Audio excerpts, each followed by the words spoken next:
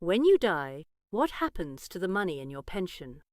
It's a question most people never quite ask out loud, and yet for many of us, a pension is one of the biggest things we'll ever leave behind. Most people assume one of two things. Either it simply follows their will, like the rest of their money, or it just disappears. And here's the thing I most need you to hear today. Both of those assumptions can be completely wrong. For a great many pensions, who inherits the money isn't decided by your will at all. It's decided by a single form, one that most people either never filled in or filled in decades ago and have long forgotten. And whether your family pays tax on what's left can hinge on one number: how old you were when you died. Get these things right, and you can pass on a pension cleanly to the right people with the least possible tax. Get them wrong, and the money can go to the wrong person entirely, or land your loved ones with a tax bill and months of delay at the worst possible time. So let's go through this together, calmly and properly. I'll explain why pensions don't behave like the rest of your estate, what each different kind of pension actually does when you die, the all-important form that overrides your will, the tax rules around age 75, and a big change coming in April 2027 that will pull pensions into inheritance tax for the first time. And at the end, the practical steps, including one form I'd genuinely like you to check this very week, because it's the single most important thing in this whole subject, and it takes 10 minutes. Let's begin. First, why are pensions different from everything else you own? When you make a will, it covers your house, your savings, your possessions. But most pensions sit slightly outside all of that. They're usually held in a trust by the pension scheme, and when you die, it's the scheme's trustees who decide where the money goes. They don't read your will. They look at something else, your nomination, which we'll come to in a moment. This is why you can leave everything in your will to your daughter and still have your pension go somewhere else entirely. The will and the pension are two separate worlds, and almost nobody realizes it until it's too late to fix. Now, what actually happens depends a great deal on which kind of pension you have. So let's take them one at a time, because they behave very differently. The most common today is the pot of money type, what's called a defined contribution pension. This is a personal pension, most modern workplace pensions, a self-invested pension, or a drawdown pot you're taking an income from. It's a sum of money with your name on it. When you die, whatever's left in that pot can be passed on, and this is the kind where that nomination form is everything, because it tells the scheme who you'd like to receive it. Your beneficiaries can usually take it as a lump sum, or keep it invested and draw an income from it themselves, which can be very tax efficient. We'll come to exactly how it's taxed shortly. The second kind is the older, gold-plated type, a defined benefit, or final salary, pension. This one doesn't leave a pot. Instead, it typically pays a pension to your surviving husband, wife, or civil partner for the rest of their life, often around half of what you were receiving, though it varies from scheme to scheme. Some pay a children's pension too, or a lump sum, if you die soon after retiring. The important thing here is that the rules are set by the scheme, not by you, so you can't change who gets it, but you absolutely should find out what yours provides, so your partner knows what they'd have to live on. The third kind is an annuity, where you've used a pension pot to buy a guaranteed income for life. And here, what happens when you die depends entirely on the choices you made when you bought it, which is why I want you to dig out the paperwork. If you bought a single life annuity, the income simply stops when you die, and there's nothing left for anyone. If you bought a joint life annuity, it carries on paying a percentage to your surviving partner. If you chose a guarantee period, it keeps paying for the remainder of those guaranteed years.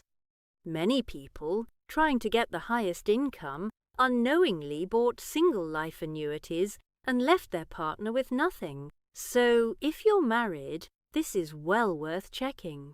And finally, the state pension. People often assume a widow or widower simply inherits their late partner's state pension. Under the older system, a surviving spouse could indeed inherit some of it.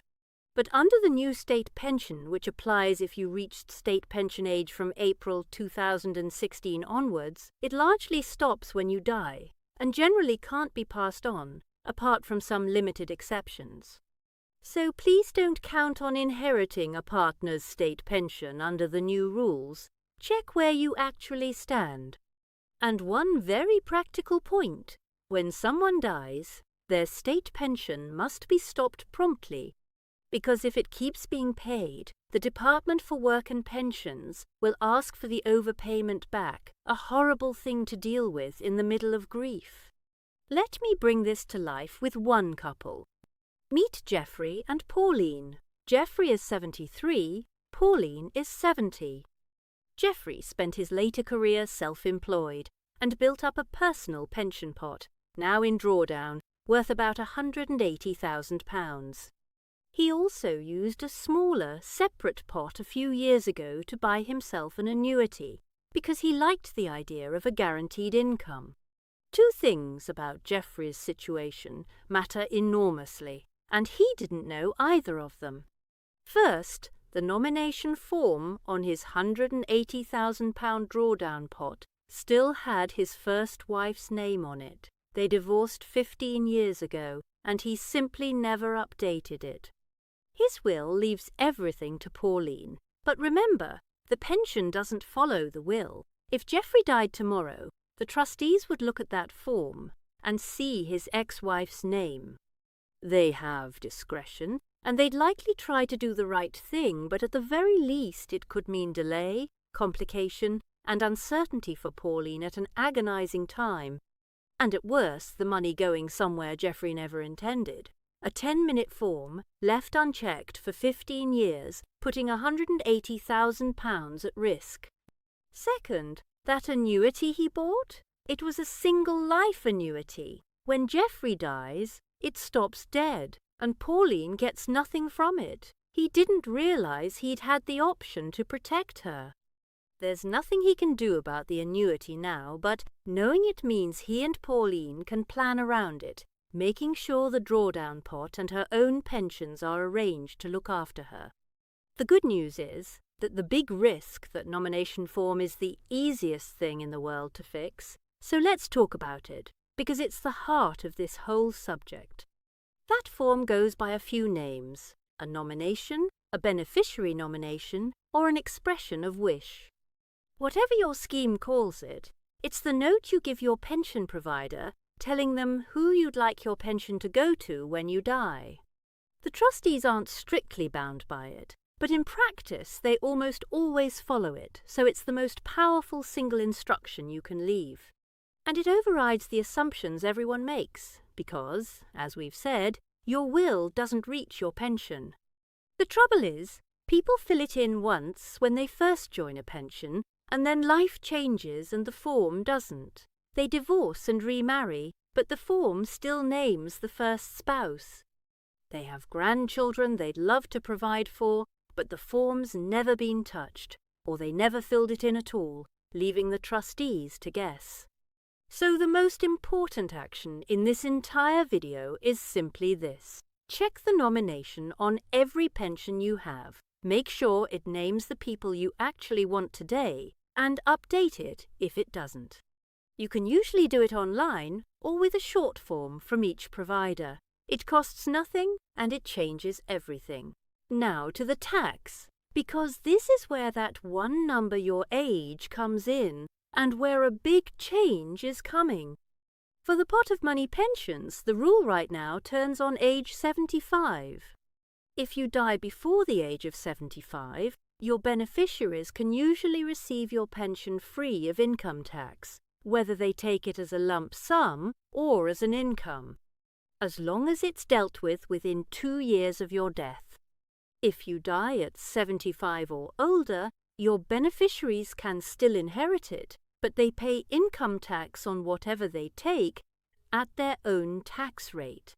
So a daughter who's a higher rate taxpayer would pay more than one who isn't, which is partly why taking it gradually as an income rather than all in one big lump can save a lot of tax.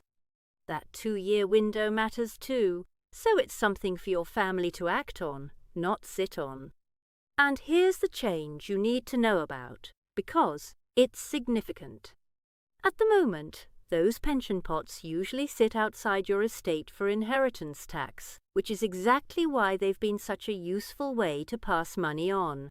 But from April 2027, unused pension funds are due to be brought into your estate for inheritance tax, charged at 40% above your tax-free threshold, like the rest of your estate.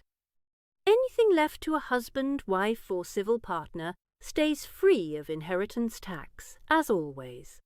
But for money passing to children or grandchildren, especially after age 75, there's the possibility of being hit twice. Inheritance tax first, then income tax on what's drawn, which can take a heavy toll. The rules are still settling down, so this is precisely the sort of thing to keep an eye on, and, if your estate is large, to take proper advice on before 2027 arrives. So here's what to actually do, in plain order. First, and above all else, check the nomination form on every pension you hold, and update it if it's out of date. If you do only one thing after this video, do this. It's free, it's quick, and it's the difference between your money going smoothly to the right people and going to the wrong person after months of distress. Second, find out what type each of your pensions is and what it pays on death. For a pod-style pension, that's mostly about the nomination. For a final salary pension, ask the scheme what your partner would receive.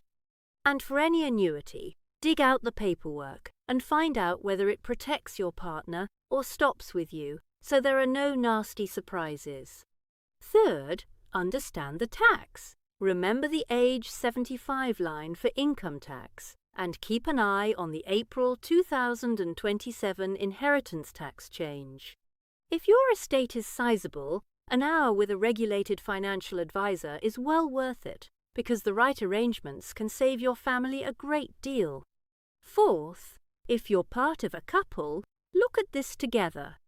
Check whether each of you could inherit the other's pensions, what the state pension position is under the new rules, and whether any annuity leaves the survivor short, so you can plan around any gaps now while you can. And fifth, write it all down and tell your family. List your pensions, the providers, and confirm that your nomination forms are up to date. So much heartache comes simply from loved ones not knowing what exists or where to find it. A single sheet of paper in a drawer they know about can spare them weeks of worry. So let me leave you with the heart of it. Your pension may be one of the largest and kindest things you ever pass on, but it doesn't follow your will, and it doesn't look after itself. A single form usually decides who receives it. The age you reach decides how it's taxed, and a change in 2027 will reach further into pensions than ever before. Check that form, understand those rules, and tell the people you love what you've arranged. Do that, and you turn a source of confusion and tax into exactly what you intended, a gift that reaches the right hands when they need it most. So please share this with anyone who has a pension, especially anyone who's divorced, remarried, or simply hasn't looked at their pension paperwork in years. A 10-minute check, prompted by you, could make sure their money goes exactly where they want it to. I'll see you next time.